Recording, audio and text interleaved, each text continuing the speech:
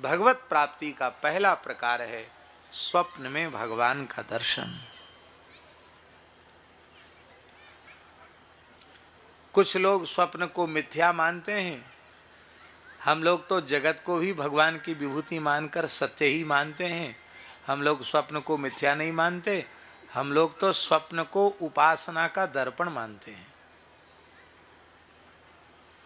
क्योंकि स्वप्न में स्वाप्न पदार्थों का सृष्टा स्वप्न दृष्टा ही होता है। तो उसकी जब तामसी वृत्ति होती है तो तमोगुण प्रधान दृश्य स्वप्न में आते हैं, राजसी वृत्ति होती है तो रजोगुण प्रधान स्वप्न आते हैं, तामसी वृत्ति होती है तो तमोगुण प्रधान, और जब पूर्ण सात्विक वृत्ति हो जाती है तब सतोगुण प्रधान दृश्य आते हैं।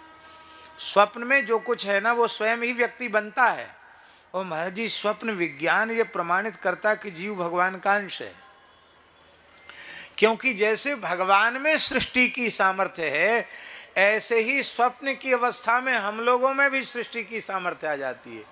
अब बस बात यह है, हम लोगों की सब सृष्टि झूठी है, भगवान की सृष्टि सच्ची है, पर सृष्टि करने की शक्ति हम में भी है।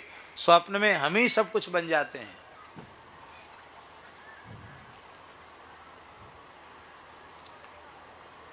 स्वप्न उपासना का दर्पण है।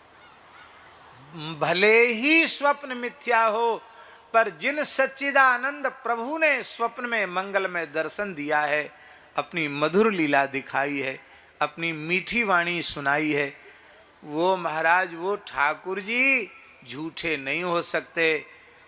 तुम झूठे हो सकते, दुनिया झूठी हो सकती, पर स्वप्न में जिन ठाकुर जी ने अपनी लीला का अनुभव कराया है, मृतक जियावनी वाणी से कुछ मीठी मीठी बात कही है, वो असत्य नहीं हो सकती, वो झूठा नहीं हो सकता। इसलिए महाराज जी, पुराणों में स्वप्न दर्शन को भी भगवत दर्शन माना गया। अनेक इस तरह की कथाएं पुराणों में प्रसिद्ध हैं। अब हम उन किन किन कथाओं को हम कहें, स्वप्न दर्शन भी दर्शन है।